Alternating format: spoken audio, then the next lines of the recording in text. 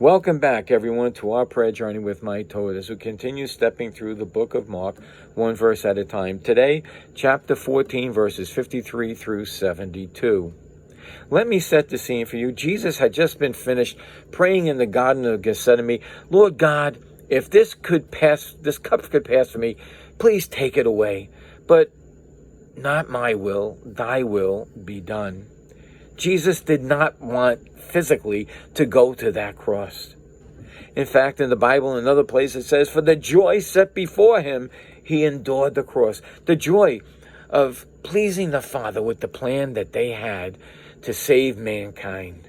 The joy, your soul and my soul. So Jesus prayed that, and now men are coming out to come and to take him, and he knows. There's a plan at foot. God had a plan, salvation. Satan has a plan to destroy Jesus and does not understand how Jesus is going to save the world through his death. So what happens? Let's go back to the Garden of Gethsemane, where Judas comes up to him. And in verse 43, and immediately while he yet spake, cometh Judas, one of the 12, with him a great multitude with swords and staves from the chief priests and scribes and elders.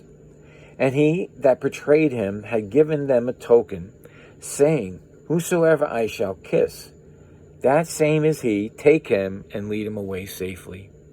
How would you feel when a brother that you know gives you the kiss of death and turns you over to be sacrificed, to be killed, because you didn't like his politics? That's what Judas did. Now, at the same time, at the Last Supper, Jesus had talked to Peter and said to Peter, look, Peter, when I am killed, everybody's going to run away. Oh, no, not I, Lord, not I. And then Jesus tells him, before the cock crows twice, thou wilt deny me 3 times. So that is the scene set. And now, let me bring you the next thing that's going to happen. First, Jesus is going to be brought to the high priest as we start reading here, as he's led away.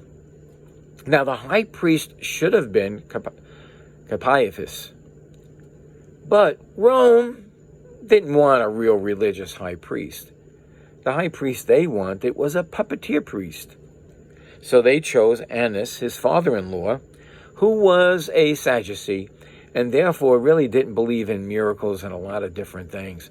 And he was a politician, part of the Sanhedrin.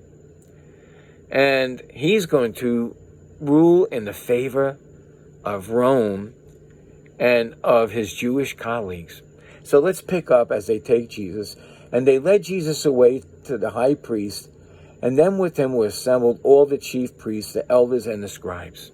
This is at nighttime. Nobody's really present. Everybody's home with the feast.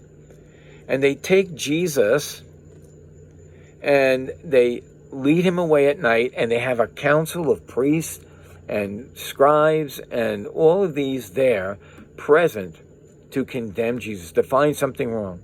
There is no indictment here. This is a fishing expedition.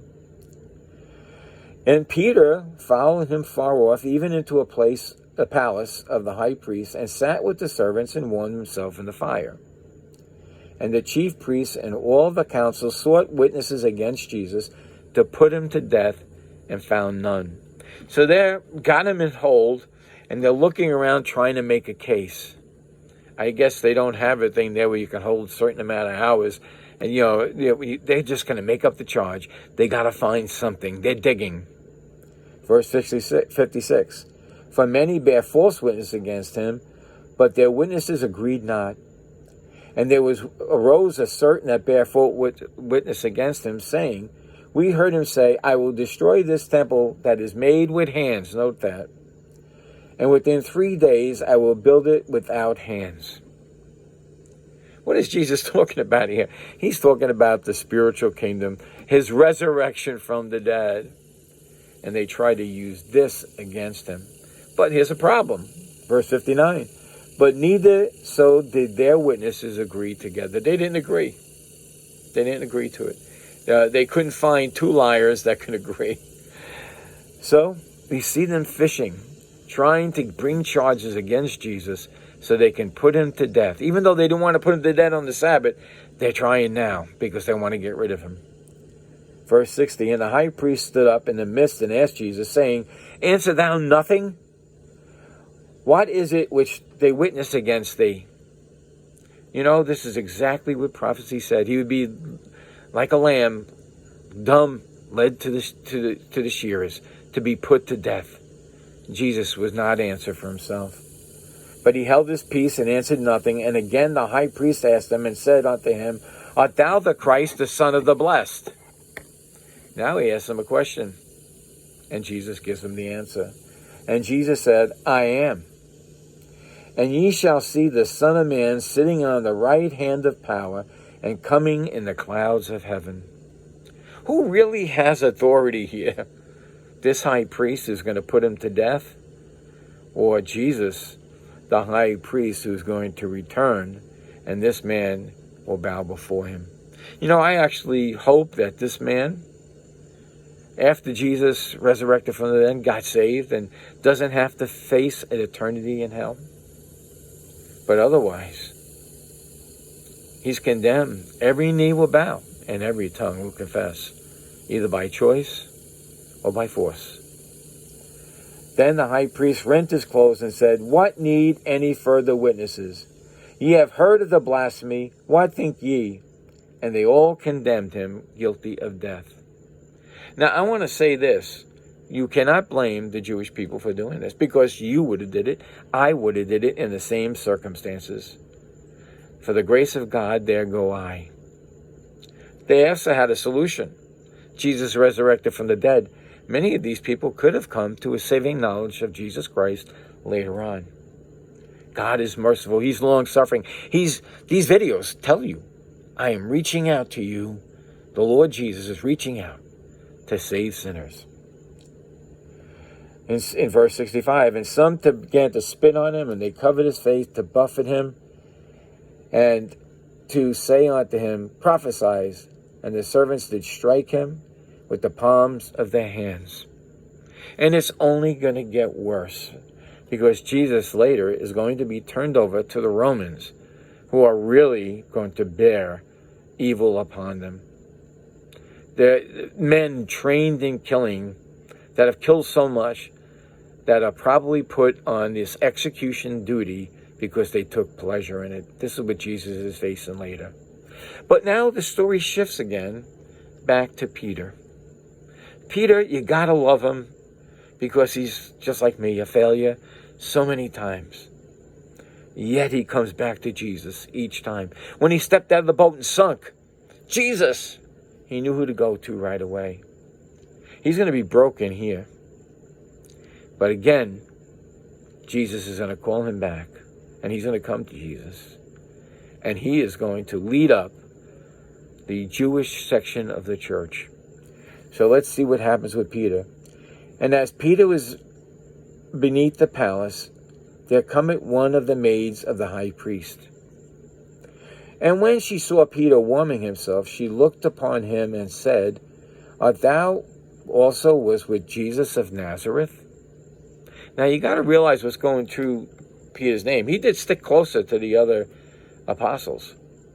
But he swung a sword and hit somebody. And Jesus put the ear back on. So he's probably, at this point, a wanted man. In the confusion, they couldn't find him.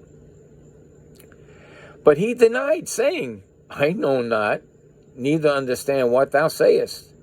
And he went out unto the porch, and the cock crew, the rooster crew.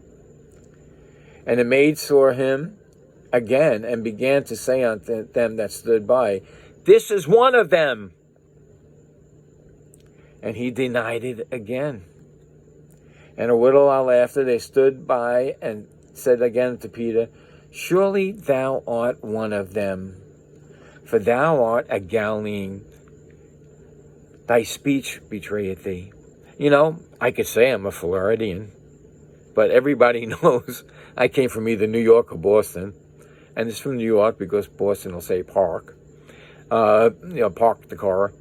But we're different, and our dialects give us away. And that's exactly what happened with Peter here. But he began to curse. I am not going to act like Jesus' children now. He cursed and he swore, saying, I know not this man of who you speak.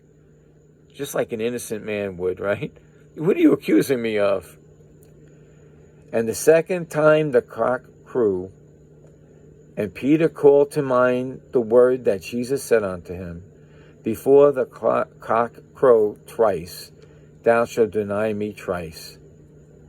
And when he thereon thought, he wept. You know, God is good, because God picked him back and used him again. God took him back and loved him again. You know, it's a great thing to be a Christian. When you fail, repent quickly, come back to Jesus, and he'll lift you up. So until next time, may Jesus increase as we decrease.